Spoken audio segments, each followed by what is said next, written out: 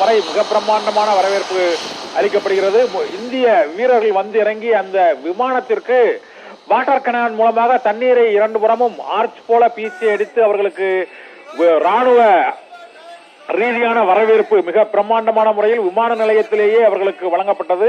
பலத்த பாதுகாப்புடன் பல்லாயிரக்கணக்கான ரசிகர்கள் விமான நிலையத்துக்கு வெளியில் இருந்து வாங்கடே ஸ்டேடியம் வரை குவிந்திருப்பதால் அங்கு பலத்த பாதுகாப்புடன் இந்திய கிரிக்கெட் வீரர்கள் விமான நிலையத்தில் இருந்து அவர்கள் செல்லும் அந்த திறந்தவெளி பேருந்துக்கு அழைத்து செல்லப்பட்டுக் கொண்டிருக்கக்கூடிய அந்த காட்சியை தான் பார்த்துக் கொண்டிருக்கிறோம். விமான நிலைய அதிகாரிகள் மற்றும் பாதுகாப்பு படையினரும் இந்திய கிரிக்கெட் அணியினரோடு செல்ஃபி இருக்கக்கூடிய காட்சியை பார்த்துக் கொண்டிருக்கிறோம். விமானம் இந்திய வீரர்கள் உலகக்கோப்பையுடன் வந்து இறங்கிய அந்த சிறப்பு விமானத்திற்கு வாட்டர் கனான் வரவேற்பு அளிக்கக்கூடிய அந்த காட்சியையும் பார்த்துக் கொண்டிருக்கிறோம். மிக பிரம்மாண்டமான வரவேற்பு.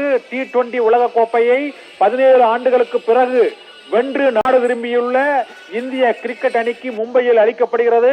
கொட்டும் மழையிலும் பல்லாயிரக்கணக்கானோர் சாலையே தெரியாத அளவுக்கு மனித தலைகளாக நிறைந்திருக்கக்கூடிய அளவுக்கு மும்பை மரைன் டிரைவ் கடற்கரை முழுவதும் கடல் அலைகளுக்கு போட்டியாக மனித தலைகள் அங்கு காட்சியளிக்கக்கூடிய காட்சியை தான் பார்த்துக் கொண்டிருக்கிறோம்.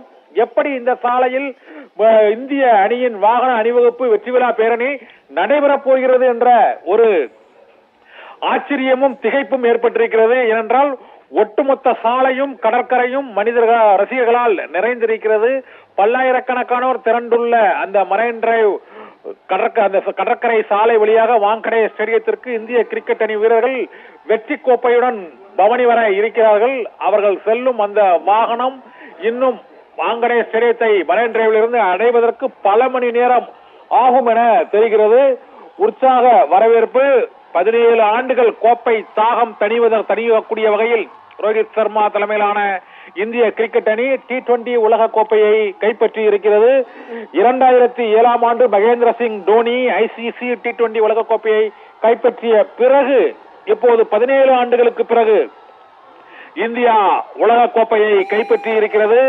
கபில்தேவ், மகேந்திர சிங் தோனி வரிசையில் ரோஹித் சர்மாவும் இடம்பெறுகிறார். இந்திய கிரிக்கெட் வரலாற்றில் உலக கோப்பையை வென்ற கேப்டன்களின் வரிசையில் ரோஹித் சர்மா, கபில்தேவ், மகேந்திர சிங் தோனியை தொடர்ந்து புதிய வரலாற்று பக்கங்களில் இடம்பெறும் மகேந்திர சிங் தோனி தலைமையிலான இந்திய அணி மகேந்திர சிங் தோனி மற்றும் ரோஹித் சர்மா தலைமையிலான இந்திய அணிக்கு பிரம்மாண்ட வரவேற்பு வழங்கப்படுகிறது. 2007 ஆண்டு தோனி தலைமையில் இந்திய அணி உலக கோப்பையை கைப்பற்றிய போதும் இது போன்ற பிரம்மாண்ட வரவேற்பு வழங்கப்பட்டது. அதே காட்சிகளை அதே வெற்றியை நினைவு கூறும் வகையில் இப்போ இன்னும் சற்று நேரத்தில் இந்திய கிரிக்கெட் வீரர்கள் உலக கோப்பையுடன்